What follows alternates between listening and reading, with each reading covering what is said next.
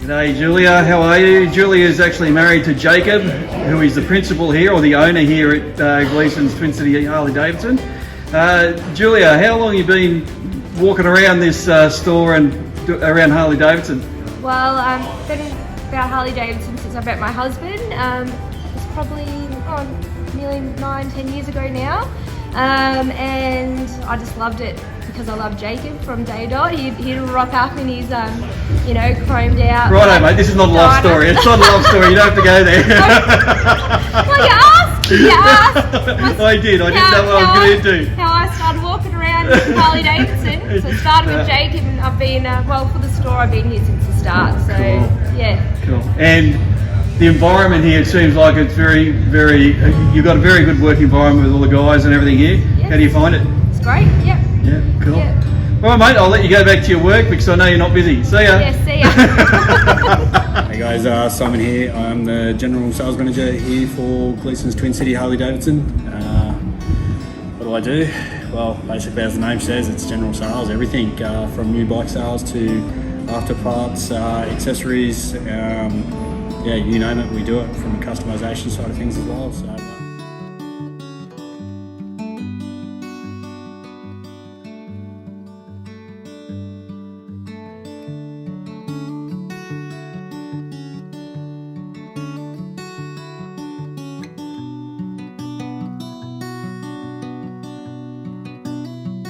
Right, everyone, this is Rance. He's a service manager here at Gleeson's Twin City Harley Davidsons. How are you, mate? Good, mate, thank you. That's the go, mate. How long you been here at Gleeson's? A bit over 2 years now. 2 years, Yeah. that's pretty cool.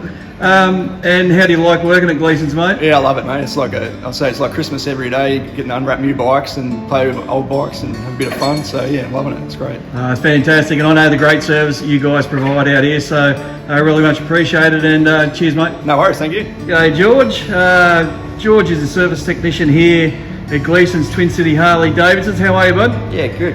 How are you? Yeah, good, mate. Good, very well. So, how long you been working here for, George? My second year now. So, 2 years. yeah. Okay, cool.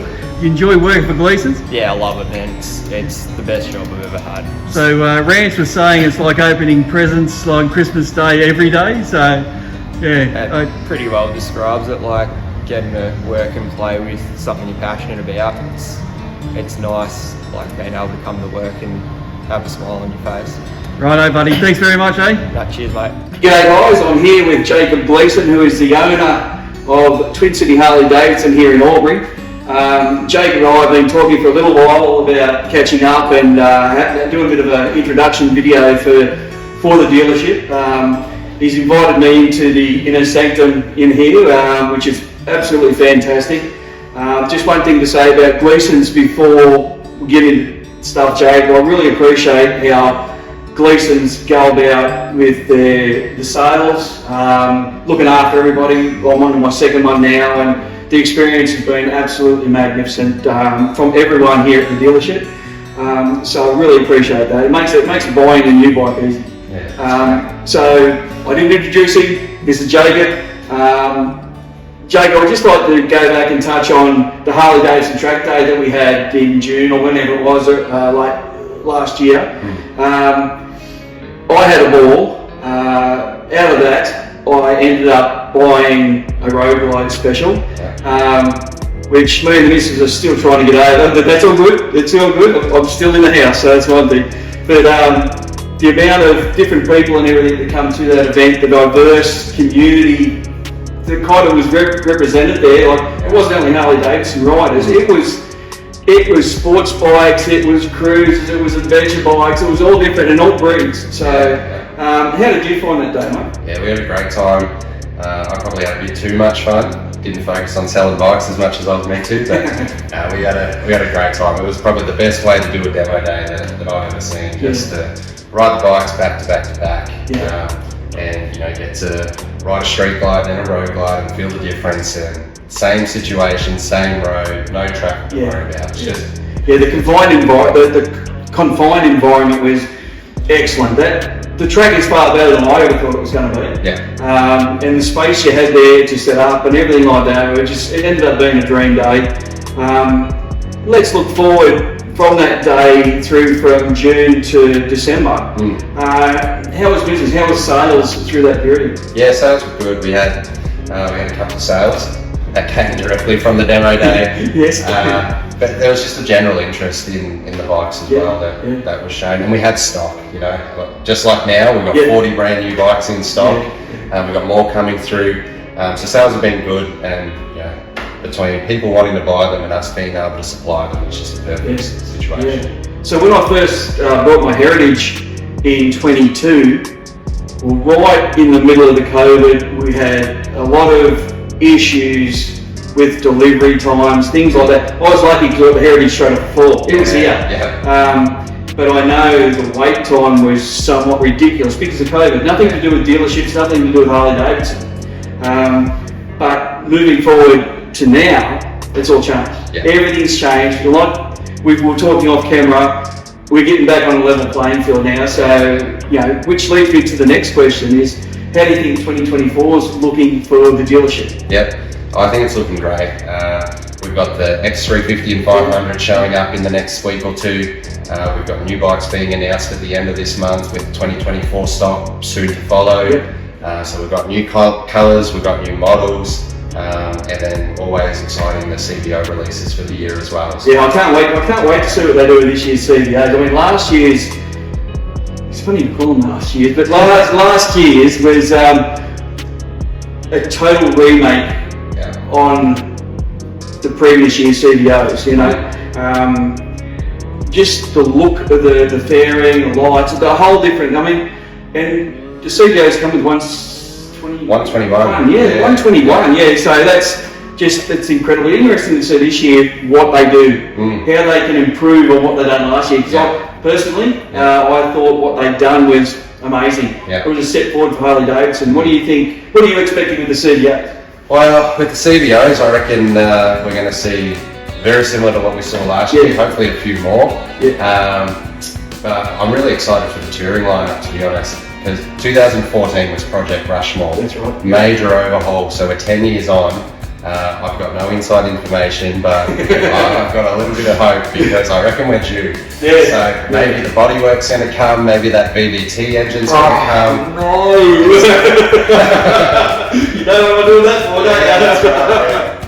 I love my road glide now, but if they upgrade the touring line again to maybe be similar, not with the 121, but be similar in looks, and you've got that big screen, all that modern technology.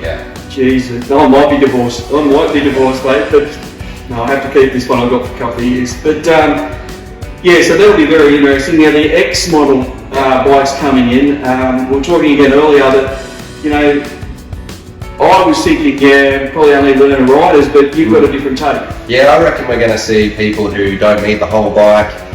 Could be even people who just want something lighter. Obviously female riders come to mind, but it's not limited to that. No, of course not. And so we've just got guys who just want to go 0 to 60, scoot around town. Bit of a cafe racer type stuff. It's a good little commuter. The 350 in particular just looks cool. And so I know I'll be jumping on one to go pick up lunch or quickly duck into office works, do those sort of things. He can do that. It just takes his pick and off he goes, but I guess you can do that when you're the boss. So from me, I wish you all the best for 2024. I think it's going to be a ripper year with these new models and everything come out. But more to the point for Gleeson's, I'm seeing a lot more local, but we say local, where your dealership, well actually, your dealership covers a very, very broad range. So what is your area? That's huge. We're all the way up to past Griffith, where Simo comes from. Is it that way? I'm just pointing. That's good, No idea where they are. So we obviously include Wagga in that. We've got Gleeson, and we've got everything in between. We've got Young and West Wyalong, and then we go out towards Deniliquin. We've got out to the edges of Shepparton. We don't want to, cross swords with Bendigo. We've got kind of this side of Shepparton, and then we're down to Beechworth, Bright, Omeo, Dinner Plains, all those sort of areas. Huge. So Our next deal is, I don't know where I'm pointing, but we got Canberra, we got Mildura, and we got Melbourne. Yeah. But everything in between that, Yeah. that's local. You might be 3 hours away, but That's what you say local, you think Albury, but it's not for you guys. Would there be a chance of opening up a second store? I don't know about a second store.